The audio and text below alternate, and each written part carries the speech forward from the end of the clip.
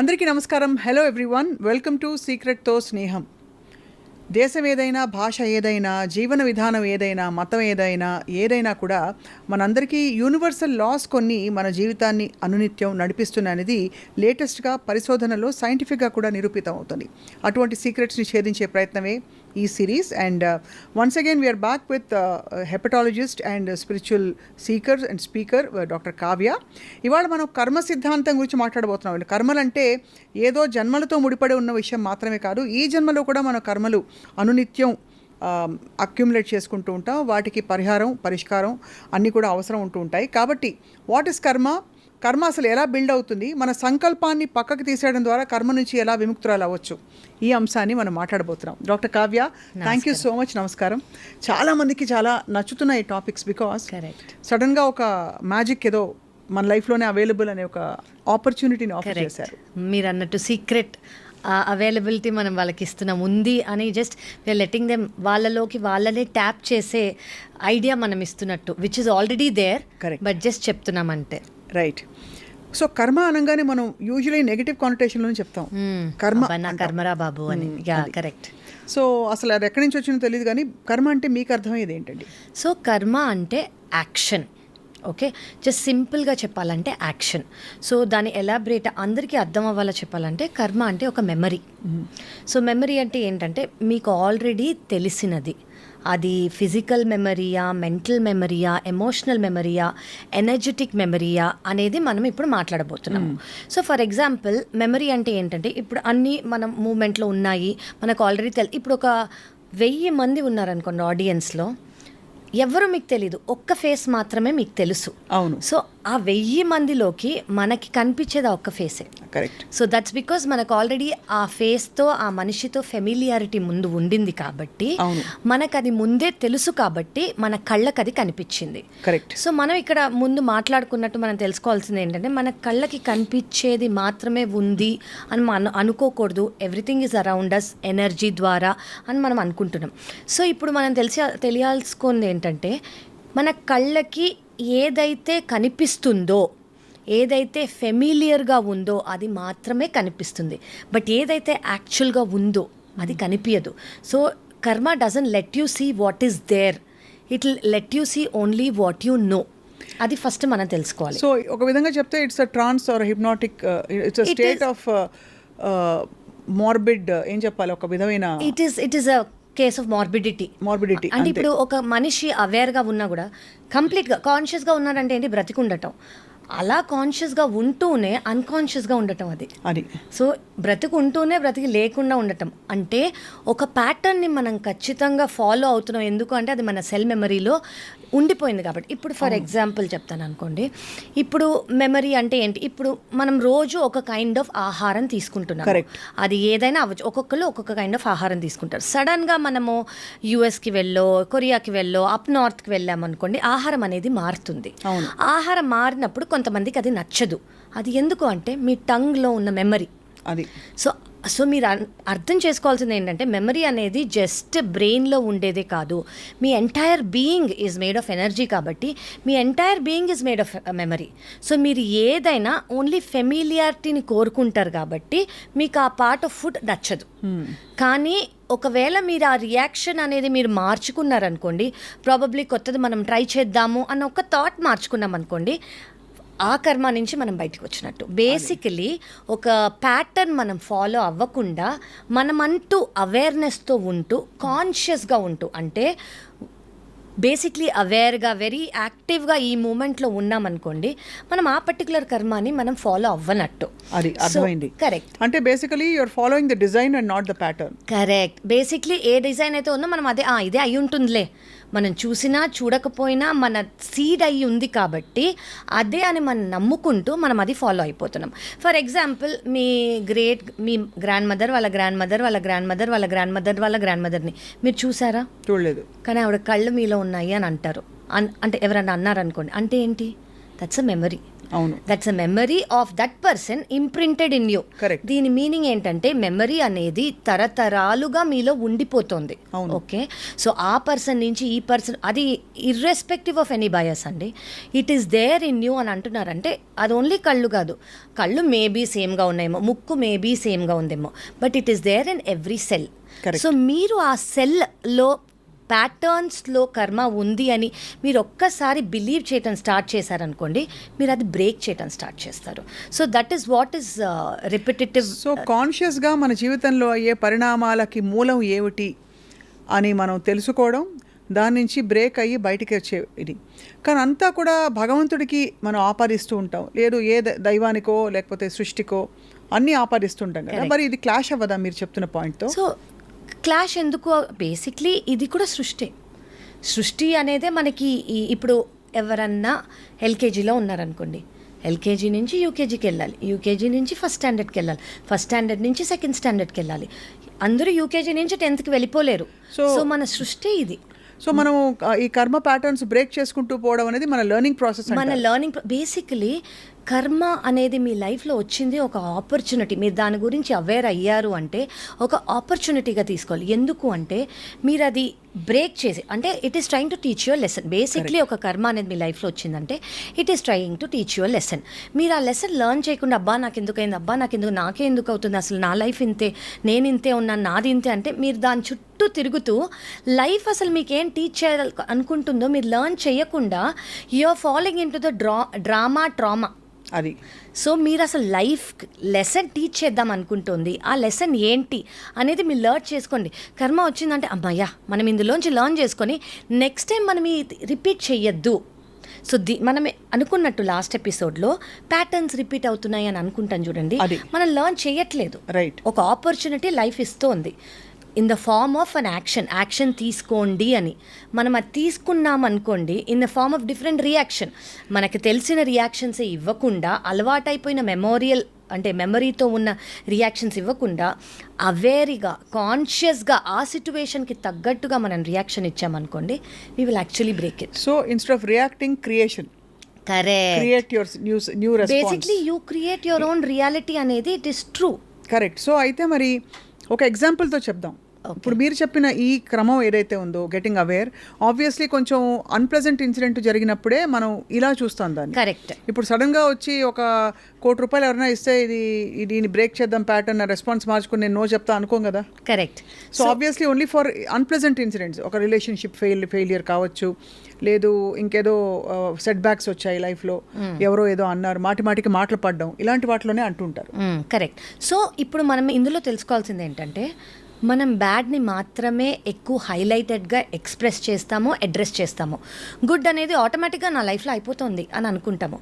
But what we have to understand is, మనం తెలిసినా తెలియకపోయినా గుడ్ అండ్ బ్యాడ్, మనం అనుకునే గుడ్, మనం అనుకునే బ్యాడ్ సైమల్టేనియస్గా మీ యాక్షన్స్, మీ రియాక్షన్స్ బట్టి అవుతూ ఉన్నాయి. గుడ్కి మనం ఎక్కువ ఇంట్రెస్ట్, ఇంప్రెషన్ ఇవ్వం కాబట్టి అది సైడ్ లైన్లో వెళ్తుంది. మనం ఏమి ఎక్కువ ఓకే బాగానే ఉందిగా అంతా అని అనుకుంటాం. We take it for granted. We think that okay అది నేను ఇప్పుడు చేసిన దానికి అది అవుతోంది అని. బట్ మీకు అర్థం అవ్వాల్సింది ఏంటంటే మీ సెల్ మెమరీలో అది ఫీడ్ అయిపోయి, నేను every part of your energy body అది ఫీడ్ అయిపోయింది కాబట్టి మీకు ఆ ప్యాటర్న్స్ జరుగుతున్నాయి. మంచి ప్యాటర్న్స్ ఆర్ చెడ్డ ఏదైనా. సో మీకు ఇది అర్థం అవ్వాల్సింది అది. Nothing is coincidental in this life.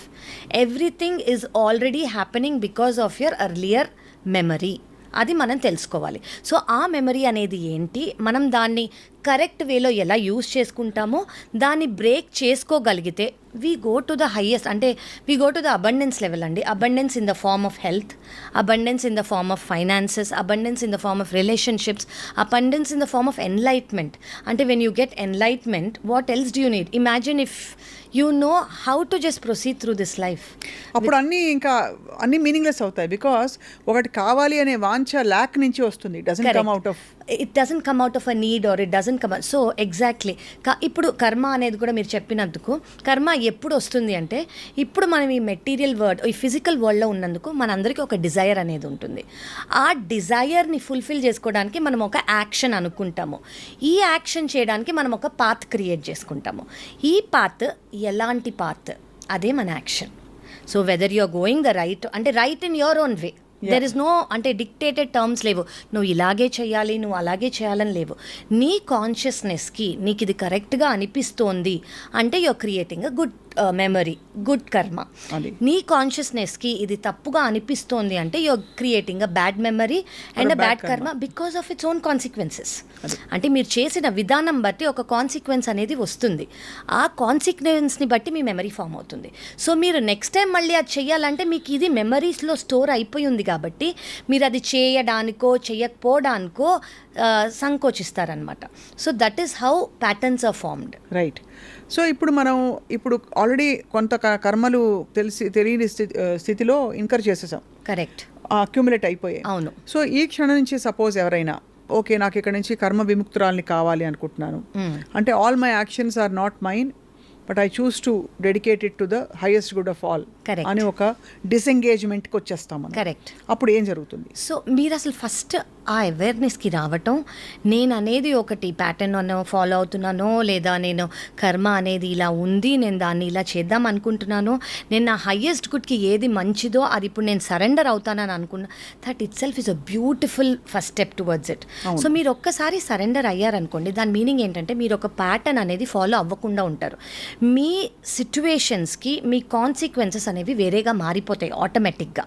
So నేను ఒక ఎగ్జాంపుల్ చెప్తానండి. ఫర్ ఎగ్జాంపుల్ మనం ఎవరైనా కలుస్తున్నాం అనుకోండి, మనం ఫస్ట్ టైం ఎవరినైనా కలిసామనుకోండి, వాళ్ళతో చాలా మంచిగా ఫస్ట్ టైం మనం కలిసాము, వాళ్ళు మీతో సరిగ్గా మాట్లాడారు, వైబ్స్ సేమ్గా ఉన్నాయి, we spoke everything nice. So second time కలిసినప్పుడు ఇంట్రొడక్షన్ ఎవరు ఇంట్రొడ్యూస్ చేయకపోయినా కూడా మనం వెళ్ళి హాయ్ ఎలా ఉన్నావు అని అంటాం. థర్డ్ టైం కలిసినప్పుడు ఇంకా క్లోజ్ అవుతాం. మేబీ మీ పర్సనల్ రిలేషన్షిప్స్, నా పర్సనల్ ఏదైనా చెప్పుకుంటాము. ఓకే, అదే ఫస్ట్ టైం నేను ఎవరైనా కలిసినప్పుడు ఒక బ్యాడ్ వైబ్ వచ్చింది, వాళ్ళ గురించో మన గురించో ఏదో తప్పుగా ఎవరైనా మాట్లాడారో, ఆ మనిషి నా గురించో నేను వాళ్ళ గురించో సెకండ్ టైం ఏం చేస్తాం, మనం కొంచెం దూరం పెడతాం ఆ మనిషిని. థర్డ్ టైం ఏం చేస్తాం, అసలు ఒకరి మొహాలు ఒకరు చూసుకోము. ఫోర్త్ టైం ఏం చేస్తాం, ఇంకా ఎక్కువ అయిందనుకోండి, మనం వాళ్ళ గురించి చెడుగా మాట్లాడటం స్టార్ట్ చేస్తాం. ఎవరన్నా అడిగారు ఎందుకు మాట్లాడతాం అంటే వాళ్ళు అది ఇది అని స్టార్ట్ చేస్తాం. సో బేసిక్లీ ఏమైంది, రైట్. సో మీ డ్యూటీ యాజ్ అ పర్సన్, ఇప్పుడు మీరు అన్నారు ఎలా how do we go about it అని. సో మీకు ఫస్ట్ టైం ఒక బ్యాడ్ ఇన్సిడెంటో బ్యాడ్ బిహేవియరో లేదా బ్యాడ్ మెమరీ లాగా ఫామ్ అయిపోయింది అనుకోండి, సెకండ్ టైం వచ్చినప్పుడు మీరు ఏం చేయాలంటే ఓకే లాస్ట్ టైం అయింది, it is your duty to change that karma. Correct. Talk to them nicely, though they are not ready, talk to them nicely, make them okay how are you, ఎలా ఉన్నావు అని నువ్వు initiate చేయి. That is trying to break that karmic pattern. But consciously trying to break that karmic pattern Correct. is also an action with a desire for an outcome. No. It is pattern మనం set అయిపోవాలి వీళ్ళతో మీరు relationship. Highest good అన్నప్పుడు మనం ఇవన్నీ చేసేది highest good, anything that is highest good is only peace, is only love and there is no judgement there. No judgement there. అసలు judgement అనేది అక్కడ ఉండదు. జడ్జ్మెంట్ అనేది అక్కడ ఉన్నప్పుడు ఎక్స్పెక్టేషన్ ఉండదు. ఎక్స్పెక్టేషన్ లేనప్పుడు మీరు మీలాగే ఉండడానికి ట్రై చేస్తారు. కరెక్ట్. సో మీరు ఎవరో ఆ సిచ్యువేషన్లో వాళ్ళు అలా ఉన్నారు కాబట్టి నేను ఇలా ఉంటాను అని అనుకోకుండా, నా నేచర్ ఏంటి, I'm a being of love and light. Okay, so నేను అలాగే ఉంటాను. అవును. సో మీరు అలా సెకండ్ టైం ఉన్నారనుకోండి, థర్డ్ టైం వాళ్ళు మాట్లాడలేదు, థర్డ్ టైం కూడా మీరు అలాగే వాళ్ళు మాట్లాడటం స్టార్ట్ చేస్తారు. ఫోర్త్ టైం వాళ్ళే ఫస్ట్ స్టెప్ తీసుకోవచ్చు. సో యాక్షన్ రియాక్షన్ అనే క్రమంలో ఎక్కడో మీ రియాక్షన్ తీసేసి యాక్షన్ రెస్పాన్స్, కరెక్ట్, లేదు action and another action, another different action పెట్టేసుకున్నాం అనుకోండి, అప్పుడు ఏమవ్వచ్చు అంటే ఇది మనం ఫర్ ఎగ్జాంపుల్ ఓవర్ టైం ఇప్పుడు చైల్డ్హుడ్ నుంచి కానివ్వండి, పాస్ట్ రిలేషన్షిప్స్ ప్యాటర్న్స్ కానివ్వండి, పాస్ట్ లైఫ్ ప్యాటర్న్స్ కానివ్వండి, ఈ బ్యాగేజ్ మీద దే కీప్ గోయింగ్. అంటే పాస్ట్ లైఫ్ చాలా మంది నమ్మరు. నమ్మే వాళ్ళకి of course it's a big thing. అంటే చాలా మంది రిగ్రెషన్ ద్వారా తెలుసుకుంటున్నారు. కరెక్ట్. గత జన్మల్లో జరిగిన స్మృతులు ఏంటి, అప్పుడు జరిగిన యాక్షన్స్ కి ఇప్పుడు పరిహారాలు ఉన్నాయని సైంటిఫిక్ గా కూడా కొంతమంది ఇప్పుడు రిలీవ్ చేసుకోవటం, వాటిని అప్పుడు ఏమన్నా బ్లాకేజెస్ లాంటివి వాళ్ళకు ఉన్నాయి అనుకోండి, అవి హీల్ చేసుకుంటూ దానివల్ల వాళ్ళకి అదే రియాక్షన్ రాకుండా ఉండేలాగా వాళ్ళు చాలా మంది థెరపీస్ తీసుకుంటున్నారు. సో మనకి ఇక్కడ అర్థం అవ్వాల్సింది ఏంటంటే ఇది ఎప్పుడైనా అయ్యి ఉండొచ్చు. It can be just in last 1 month that I met, ఎవరినన్నా నేను కలిశాను, వాళ్ళతో నాకు ఇలాంటి బిహేవియర్ అయింది, నేను కాన్షియస్గా అవేర్గా ఇన్ దిస్ మూమెంట్ నేను తీసుకునే డిఫరెంట్ యాక్షన్ ఏంటి, so that it is for the highest good. Right. So that is how you change a pattern. Right. So ఈ కర్మ అనే కాంటెక్స్ట్ మనం మాట్లాడుకుంటున్న టైంలో ఏం జరగాలి అంటే what should happen within a person for somebody to come to this awareness? Okay, should it be some kind of a big incident or event or because ఉన్న పళంగా ఎవరు లేచి నాకు నా కర్మలు నేను ఏమైనా ప్యాటర్న్స్ ఉన్నాయని వెతుక్కుంటే కనిపించవు. కరెక్ట్, అంత it has to be a natural progression correct, which is again driven by a function of something else. Something. It's one thing we have to believe is something higher than us is always in action and is governing. అది నమ్మిన వాళ్ళకి we have to know that ఏదో something is governing us. అవును, అది ఏ దైవ రూపం అవ్వచ్చు, రూపం లేని దేవుడు అవ్వచ్చు, జస్ట్ ఎనర్జీ అవ్వచ్చు, జస్ట్ యూనివర్స్ అవ్వచ్చు, it can be just one supreme power, whatever you name it. ఇప్పుడు నన్ను మీరు కావ్య అని పిలవచ్చు, my daughter will call me అమ్మ, my husband might call me wife, my brother might call me sister, but I'm only one. So ultimately it is only that one supreme consciousness. So everyone can call it in different terms. Right. So alage in any form you call, he or she will be always there to give us that message. Correct. So manamu aa consciousness loki vachi some supreme power is governing us అని అనుకున్నాం అనుకోండి, we will know actually మనకు automatic గా answers రావటం అనేది, answers వస్తుంది, మీరు 1-2 follow అయ్యారనుకోండి, థర్డ్ టైం నుంచి సరెండర్ అయిపోతారు. అంటే ఇప్పుడు ఒక కిడ్ ఉన్నారనుకోండి, ఒక కిడ్ వెన్ విల్ ద అమ్మ యూ టేక్ ద చాయిస్, నాన్న you take the choice, or whatever you believe in, వాళ్ళని చాయిస్ తీసుకోమంటాం. ఎందుకు? You know that they are taking the right choice for us, or something మనకన్నా ఎక్కువ తెలుసు వాళ్ళకి, so వాళ్ళు మనకన్నా కరెక్ట్ చాయిస్ తీసుకుంటారని నమ్మినప్పుడు, సో దట్ స్టేట్లోకి మీరు రావాలి. అది surrender, that is surrendering. And ఆ సరెండర్తో, ఆ కాన్షియస్నెస్తో కనెక్షన్కి what is the ideal way to get touch? So there is no single ideal way అని నేను చెప్పలేనండి. It can be through many forms. ఒక్కొక్కరు ఒక్కొక్కటి ఫాలో చేస్తారు. కొంతమంది డీప్ మెడిటేషన్లోకి వెళ్తారు, కొంతమంది భక్తిలో ఉంటారు, కొంతమంది జస్ట్ బై సర్వింగ్ పీపుల్, కొంతమంది by just doing a good కర్మ, కొంతమంది by sharing the knowledge that they know. So it can be through experience, లేదా it can be by reading a book, it can be by through knowledge, or it can be just by in fact కొంతమంది just out of nowhere వాళ్ళు కూర్చున్న ఒక్క నైట్లో వాళ్ళ life change అయిన వాళ్ళు కూడా ఉన్నారు. ఉదాహరణకి అంటే మీకు తెలిసిన వ్యక్తులా లేకపోతే? నా పర్సనల్ లైఫ్లో చెప్తున్నాను నేను. అలా ఒక్క నైట్లో, అలా మనకి హిస్టరీలోకి వెళ్ళామనుకోండి, రమణ మహర్షి గారు అన్నింది, దే సో మెనీ పీపుల్. అంటే ఒక మొమెంట్ వస్తుంది, ఒక moment of coming to some kind of a big question. Correct. What is this all about? అసలు పర్పస్ ఏంటి? Why am I here? నేనెందుకున్నాను? అసలు ఇది ఏంటి why is this entire thing happening అని అనిపించినప్పుడు యు గో ఇన్వర్డ్. సో మీరు inward వెళ్ళినప్పుడు you have all the answers. Then you don't need to see or listen are right or do anything. Everything is with in. So this entire thing is only to understand that everything is within, and don't follow these things and dilute that entire beautiful wisdom that you have. So ఇక్కడ dichotomy, before we wind up on this topic Kavya garu, ఏంటంటే మనం మెటీరియల్గా లౌకికంగా ఒకవైపు affirmations రాయొచ్చు, మనం manifest చేసుకోవచ్చు అనే ఒక జోన్లో ఉంటాం. కరెక్ట్. మరోవైపు ఇన్వర్డ్ వెళ్తాం. ఇదంతా ఒక్కటే, మెటీరియల్కి స్పిరిచువల్కి తేడా లేదు అని చాలా మంది పెద్దలు చెప్పగా విన్నాం, బుక్స్ లో చూసాం. సీక్రెట్ బుక్ కూడా in fact it says the same thing. So how do you relate? So what I relate is, ఇప్పుడు నాకు ఒక డిజైర్ ఉందనుకోండి, నేను ఆ డిజైర్ కంప్లీట్ చేస్తేనే నేను స్పిరిచువల్ పాత్కి వెళ్ళగలను. ఆ డిజైర్ని కర్బ్ చేసుకున్నాను అనుకోండి, నేను ఆ స్పిరిచువల్ పాత్లో ఉన్నా నేను దాని గురించి ఆలోచిస్తూ ఉంటాను. సో స్పిరిచువల్ పాత్లో ఉన్నప్పుడు మీకు ఏదైనా డిజైర్స్ ఉన్నాయనుకోండి, finish them. And having desires or having a normal materialistic life does not mean మీరు దేవుడి గురించి ఆలోచించట్లేదని లేదు. If you can balance both, సర్వం బ్రహ్మమయం.